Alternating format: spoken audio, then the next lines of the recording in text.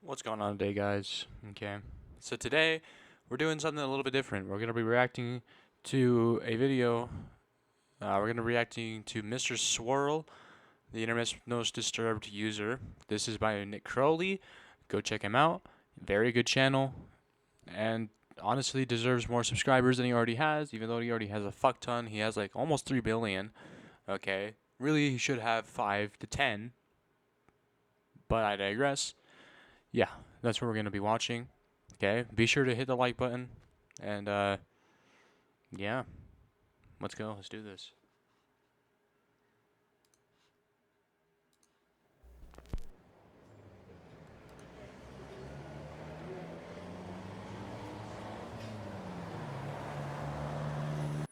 Pattaya, Thailand.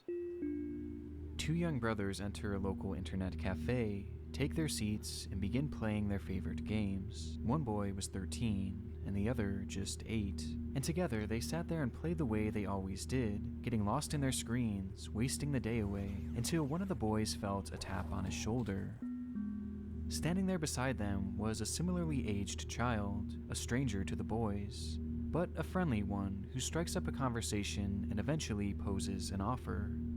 According to the unnamed child, he had a friend who lived close by that owned a special computer, one far better than the device they were currently using, and one that had any game you could ever dream of playing. And he was headed to that friend's home right now, but he didn't want to go alone.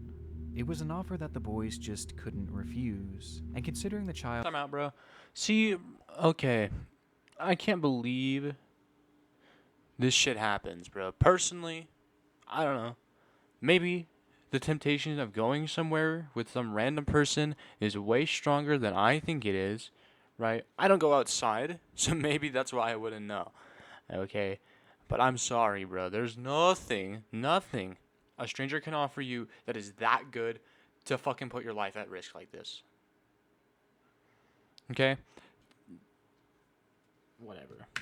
was clearly I guess this around kid's their like, age. like They saw 10, no red flags so and agreed to go with 10, him, 12, something following like the that. boy to a nearby apartment building, then up 7 flights of stairs and into a dark room. Oh no. But waiting for them inside that room wasn't some sort of supercharged computer, and it surely wasn't a friend of the boys. Oh no. Instead, it was a monster in every sense of the word. A depraved soul who, years down the line, would go on to become one of the most notorious predators ever to walk this earth. An entity known only at the time as Mr. Swirl.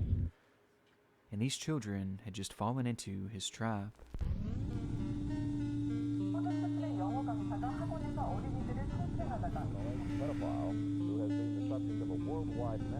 Is now at the heart of a global manhunt. Accused of a dozen or more underage computer software to obscure his own face in the picture.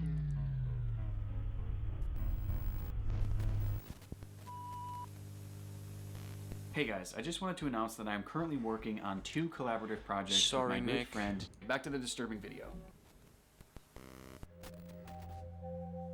It's unclear if they knew what they were looking for, or if they had just happened upon it by pure chance. But in 2004, German police entered a long-forgotten storage unit, where beneath the piles of junk and old appliances, they'd unearth a single hard drive. Once plugged into the computer, the device revealed hundreds of images, some showing various locations, breathtaking scenery, delicious meals, and CP. Oh, The hell images no. showed scenes of depraved sexual abuse being done to individuals who were clearly minors, Oh, with this hell abuse being no. far worse than you'd ever imagine. And it wasn't just one child either, as across that hard drive seemed to be evidence of multiple separate instances of abuse, including images of 3 young boys taken in a dark apartment building. The discovery was horrid, though sadly all in a day's work for investigators who encountered things of this nature on a daily basis, and it's a discovery that likely would have never been discussed by the media after that one day had it not been for one unusual detail. Typically, in cases involving CP, those taking the photographs and performing the actual abuse will almost always go out of their way to ensure that they aren't shown on camera. That way, if authorities should stumble upon it, they would essentially be unidentifiable. However, the dozens of photos found on this particular hard drive were different, Because rather than hiding just out of frame like all the other predators seemed to do, the man behind these images had instead gone out of his way to ensure he was featured within them, shamelessly inserting himself into every single picture, even posing for them before, during, and after he had changed the lives of these. Bro, imagine, imagine he's not careful. He takes a normal selfie, right? And then they find this, and they're like, "Oh, bro, it's him." Could you fucking imagine? That would be crazy, but no. Unfortunately, he was careful and wasn't caught instantly. So let's continue with the These story. kids forever. And although his entire body was shown in these photographs, the only thing hiding his identity was the addition of a single effect, one that swirled the man's face into a distorted, pixelated mess, making him completely unrecognizable and leaving his face to look like this. Oh, bro, what is that? There was something so disturbingly arrogant about it, a man posing with his victims while destroying their lives. You know, that's a good point, bro. Like, he literally is like kind of showboating. Hiding behind only a single swirl of color, almost as if he was taunting any investigators who might eventually find these images. And given the clear indications that this man was obviously a serial abuser, and likely still out there offending, tracking this anonymous figure down became priority one for law enforcement in the area. And it's there that he would be given his nickname, Mr. Swirl. And with the swirl being the only thing standing in the way of investigators getting to see his face, most would have assumed that identifying him would be a walk in the park. However, this was far from the case. As the images began to be dissected, it quickly became apparent that deciphering the sensor was going to be far more difficult than initially thought, and potentially even impossible, as the pixels had been scrambled in such a unique way that there wasn't any known method to unscramble it. And quickly, what should have been their most valuable clue, the one that stood so tantalizingly close, became a lost cause, leaving investigators at their first dead end. Realizing that things were about to get much more difficult, the German police enlisted the help of an agency known as Interpol, an international crime-stopping organization with a special unit dedicated to resolving crimes against children. Interpol immediately began to get to work, attempting to decipher the photos in a different way. Okay, This time, so I'm confused, bruh. How do they not like know how to do this? Right? I don't know. I feel like the cops have a lot more power, have a lot of power, right? Obviously, because they're fucking cops, right? So can't they just like reach out to some fucking editorial specialist and say, "Hey, I need you to decipher this for me," or something like that? I guess maybe they did that. I don't know. I wasn't a part of this, but yeah, I don't know. It feels kind of weird that they wouldn't be able to do that. by using context clues in the pictures to track down where exactly they were taken, which in turn could tell them where this man was from and where the abuse was taking place. But this too unearthed yet another problem. The first batch of images was discovered to have come from Cambodia, but the next showed evidence that the man was in Vietnam, Then and Thailand. then in Thailand, Yep. and potentially even South Korea as well. Rather than gaining clarity, the locations of these images instead made the search even wider, as the man was seemingly traveling from country to country, committing his crimes and then fleeing, thus never staying long enough for law enforcement to catch up with him, making it completely unclear to investigators where he was actually from. And given just how vast his travels were, at this point, it was realized that Mr. Swirl could be anywhere, a moving target, so to speak, and an active one as well. During the investigation, which would later be dubbed Operation Vico, in reference to Vietnam and Cambodia, which seemed to be the main sites of his abuse, investigators made a disturbing discovery: that Mr. Swirl's photographs were not exclusive to just that hard drive, as photo after photo began to appear on various online forums, with all of them featuring that disturbed, swirling face. The images were shared across the web, seemingly straight from the man himself, and were sent out to various predatory groups. That's fucking crazy, bro. This guy is literally like showboating. He's showboating that, like, you know, I'm a fucking sexual predator. Don't clip that. Somebody's gonna fucking clip that. Groups that were filled with individuals just as sick as he was. Within these groups, it was considered a badge of honor to show your body and face within the content you made, thus leading to the sender becoming well respected among his peers. What? Nah, bro. Not really the kind of people you want the respect of. Which showed us two things. One, that this was likely the reason why Mr. Swirl inserted himself in these photos, as it had led to him becoming a beloved member of their twisted community, in turn granting him access to all the CP he could want. And two, that the images found on the hard drive did not account for his whole work, as in these chat rooms and forums, police would find far more photos featuring their suspect, raising the total from a few dozen to nearly 300. That's crazy, bro. By this point, Mr. Swirl had been untraceable. Authorities were essentially searching for a ghost, and though these new images must have felt like a gut punch at first, they would eventually prove to be integral to their investigation, as for the first time in their hunt, Mr. Swirl had made a key error. Within these postings, Mr. Swirl had forgotten to hide his IP address, in turn revealing the general area in which they had been sent, Canada? with the location being Vancouver, Canada. This break revealed the key detail that he had some sort of tie to Vancouver, and that he was likely a sex tourist, someone who travels to countries that have loose laws around their age of consent in order to be able to abuse children without any repercussions. That's wrong, with Mr. bro. Swirl clearly doing the same thing. The fact that there's a term for that is fucking crazy. Visiting multiple countries in Asia, making his material, coming home, and then sharing it with his friends. It certainly didn't solve the case, but it was finally a step in the right direction. And unbeknownst to the team working on Operation Vico, they were quickly approaching an even bigger revelation. As authorities were working hard on pinning down Mr. Swirl's location, some members of the team held on hope that the images themselves could still be unscrambled, and upon digging a bit deeper, one member of the team would actually recognize the swirl as having come from a fairly standard editing program, That's crazy. which revealed something. The swirl effect wasn't like a typical sensor or blur. Those effects completely mask or even remove the pixels from the actual photograph, making them nearly impossible to decipher. But this effect did neither of those things, and instead it simply rearranged the pixels of the man's face into a swirling pattern, Dumb fuck. meaning that this image still contained all of its original pixels, and Mr. Swirl's face was somewhere in this picture. They just had to piece it together. And so, in what must have felt like a Hail Mary at the time, an investigator put one of the images into that very same editing software, then clicked that very same swirl effect, and simply reversed it. Which in turn led to this.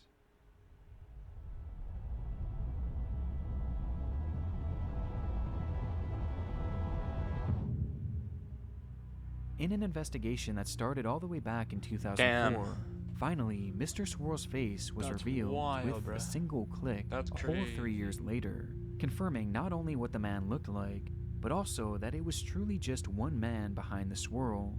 And now, all they had to do was find him.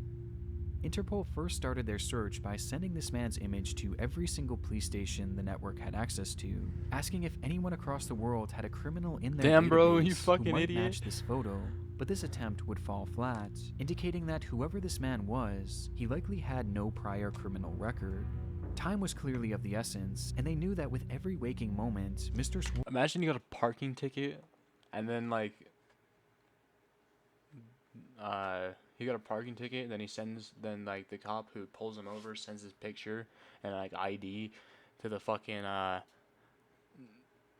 to their station, right? And then they find him like that. Swirl could be adding to his list of growing victims. And wanting to act fast, Interpol made a fairly unprecedented decision. They reached out to every single major news outlet across the world and asked them to show this man's Could you imagine, bruh? Imagine, okay, instead of like a fucking deranged pedophile, imagine you're like a murderer and you see your face on the fucking news. You're like, that shit would be terrifying. face on their broadcast to help bring this predator to justice. Additionally, the images of Mr. Swirl's face were also plastered in all corners of the internet, and within just one day, the story was quite literally everywhere. What started as a small search for an anonymous man had become an international manhunt overnight, and within just hours, Mr. Swirl would be anonymous no more. Top news story this hour. The worldwide search for a suspected pedophile is concentrated in Thailand this morning. We now know the suspect is a Canadian. The CBC's Michael McAuliffe reports from Bangkok. This morning, Interpol announced they now believe they know who the man is. He's been identified as a Canadian, 32-year-old Christopher Paul Neal. His name is Christopher Paul Neal. Not only did Neal's face Christopher Paul CP.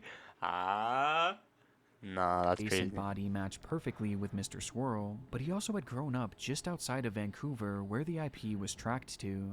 And he had moved from country to country across Asia in recent years, countries like Cambodia, Vietnam, and Thailand. The resemblance was so undeniable that even one of his own family members came forward to help identify him. Christopher Neal was in fact Mr. Swirl, a discovery that came with some disturbing revelations. As it turns out, Christopher Neal was actually working as a children's English teacher, a job he had held in each of the countries he was discovered to have abused young boys in, making it likely that he used this position of power to lure in children from his classes, to eventually abuse them and share their photos online. Along with this, it was also revealed that he had used his relationships with young boys to help lure in other children for him to assault. No, Back on bro. the story that started this video, he had recruited a clueless child he knew to lure those two brothers back to his apartment. Yo, Chun-Li, she's This bad. discovery also shined a spotlight on his social media pages, and specifically his MySpace page, where he chillingly wrote, "Loving Asia, will I ever come back?" while in the midst of his abuse spree. But for me, one of the most shocking revelations was that those images that he had posted during the investigation weren't actually posted to his computer. At some point in the early 2000s, Neal had stopped home for a brief vacation to visit his family, and while there, he decided to upload all of his CP to his internet friends. But rather than using his personal device or a public computer, he instead broke into his own brother's laptop. That's and uploaded his crazy, content bruh. there. That way, I was about to say, why did his family rat on him? But that's probably why. Because bro tried to fucking frame him. That's insane.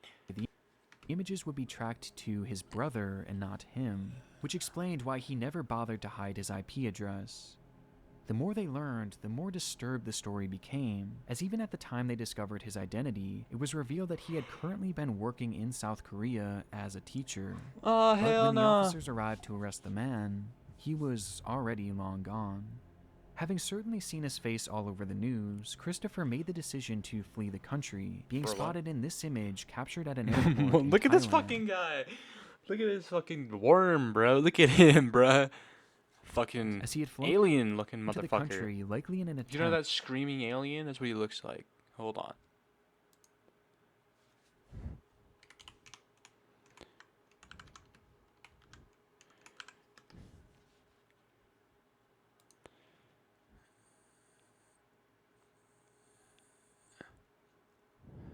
Where is that picture? There's like a weird screaming alien picture.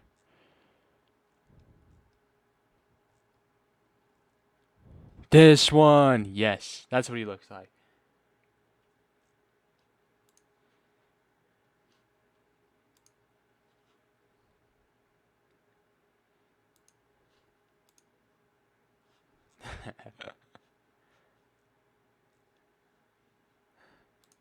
That's what he looks like, bro. I hate, I hate to break it to you. This is what you look like, bro.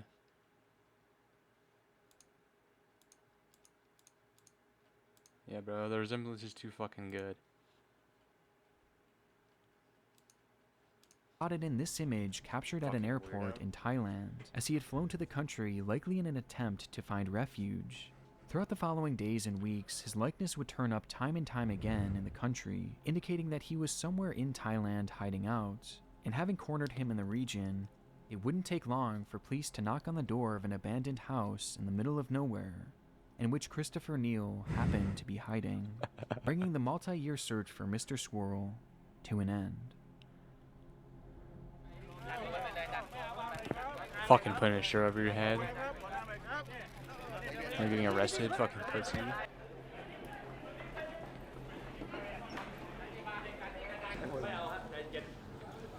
Yeah, you had Following no his arrest fucking by shame Thai when you weren't getting police, caught. Neal will be fag. charged for his assault on those 3 young boys from the internet cafe, Fucking as cuck. it was the only crime they could prove had taken place in their country. and with it carried a prison sentence of 5 years. Admittedly, the sentencing was light, but the plan was to have Neil turned over to Canadian authorities after he did his time in Thailand, where they would also prosecute him all over again, with the hope being that they could do the same thing with countries like Cambodia and Vietnam, and essentially force him to live out his life in prison. However, when the sentence was completed in 2012, and Christopher was deported back to Canada, the shocking decision was made to allow Christopher Neil to walk free. Are we serious, bro? Are we serious right now? Nah. That's crazy. No fucking way. They should have sent him to North Korea. Fucking like in the Camp 22. When Neil was detained in Canada, authorities let him walk under the condition that he would never own a device that connected to the internet again, No, bro, as he's well a as the fucking agreement that he would danger. stay away from parks, schools, and also register as a sex offender.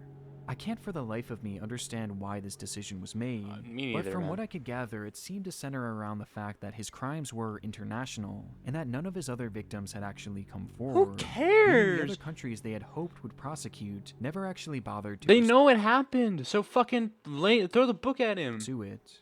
And because his crimes didn't Like when somebody kills somebody, does the victim have to come forward? No, because they're fucking dead.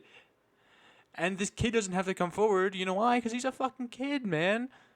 Let him live his life while the person who fucking destroyed his life gets punished for doing so.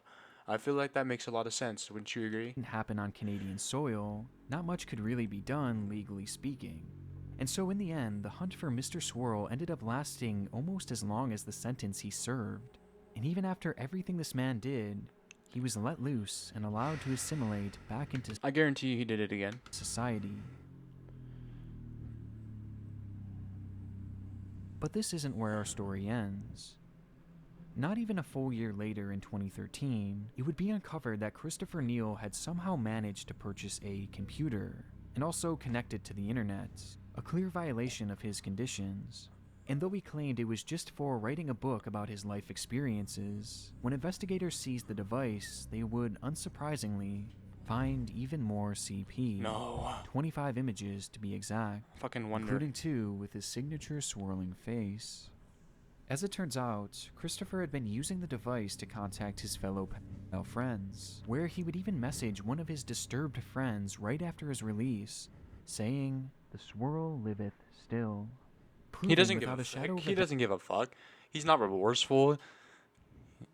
That's like beyond a shadow of a doubt. He's like, oh, I'm still here. You know, fucking stupid pigs didn't fucking put me away, bro. I can't believe that shit, man. doubt that he was remorseless about his crimes and took pride in his new nickname. And somehow, the discovery got even worse from there, as it was revealed that a friend of his had shown him how to access the deep web and how to share these photographs in practically an untraceable way, thus allowing him to continue being active in these predatory groups, no matter what restrictions were placed on him. After Canadian police made this discovery, Look at this fucking guy. Sorry, This Christopher- fucking look at this guy. Look at him. You do not want to become him. Okay, so don't fucking rape kids. Don't do it. It's not worth it. would yet again be arrested, and this time they had the chance to really send a message and put him away forever, as clearly letting him walk away the first time was a mistake, as he wasn't reformed even in the slightest. And so, to make up for this, the judge would give Christopher Neil the whopping sentence of just 5.5 years. Are we dead ass, bro? He just served that. He just served that, man. Fuck. You gotta be dead. We're fucking serious right now? Oh, I have an amazing sentence to give this guy who fucking is a remorseless pedophile who fucking has a laundry list of victims that nobody know that like we know about, but we still didn't punish him for it. You know how he just served 5 years? Give him another 5. Yes, fucking amazing idea. With time served, meaning that he would only end up in jail for a little over 14 months. 14 months? There was a possibility of parole. It should have been 5 minimum. If you're gonna give him 5, okay? Really, it should be life. It should be death. The prosecution praised the sentence as a win. That's not and a Christopher win. vowed to change his ways, but And it just doesn't sit right that as of 2016, Mr. Swirl, the man responsible for dozens and dozens of instances of extreme child abuse, which by the way are just the ones that we know of, is a free man, now living a normal life in Vancouver.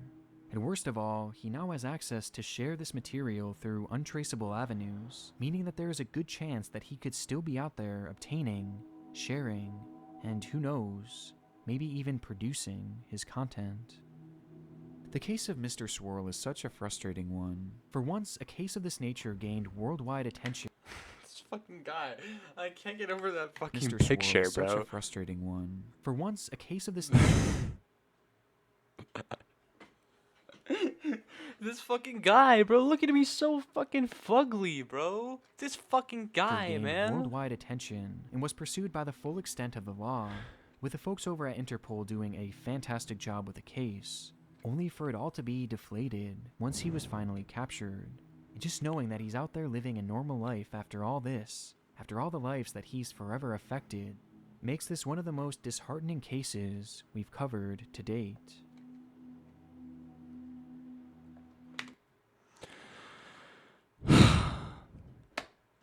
So, moral of the story: don't rape kids. Don't be a fucking sick pedophile, okay? That's lesson number 1. Number 2 is if you're in law enforcement, you gotta fucking lay down the hammer or it's gonna happen again, okay? Number 3, if you're a kid like me, don't fucking go with randoms, okay? Number 4, if you're an adult like him, don't be sick, okay? Get with somebody your own age. I'm so confused, bro. Like, I'm gonna be dead ass, bro. I don't even, like, I'm not even that attracted to girls my own age. Legit, bro. Like, women are hotter than, like, girls my own age. I'm 15. So, like, fully grown adults are hotter to me, okay?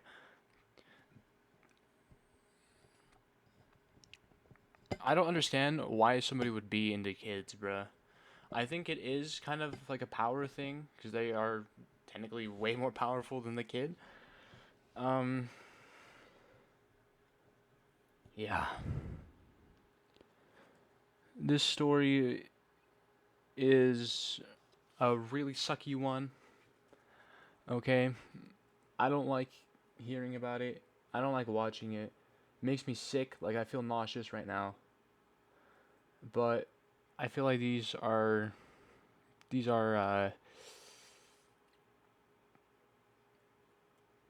stories that need to be told. These stories have to be told, and I'm glad that I'm the one to tell you. No, I'm just kidding. Thank God for channels like Nick Crowley, okay, who provide us such stories with such deep information and research. I commend your work ethic. And yeah, that's gonna do it for today. Okay.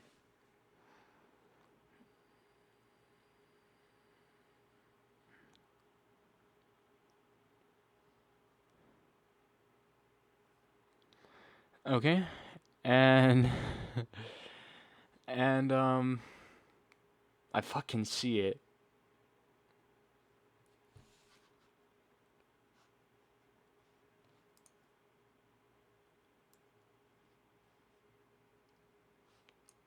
I fucking see it.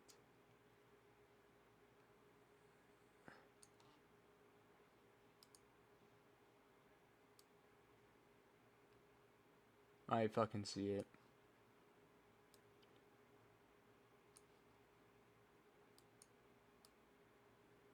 No, I can't put this back in the middle now. There we go, right there. I fucking see it. Okay, never mind. Alright, that's gonna do it for today. Okay? Yeah. Be safe. Be happy. Wear your seatbelt. Wear a condom. Be fucking smart. And, yeah. Come back next video, please. I need the views. No, just kidding. I don't really care about the views. You come back whenever you want. Alright. That's gonna be it for today. Okay. You do you. Be safe. Take care of yourself. Okay. See ya.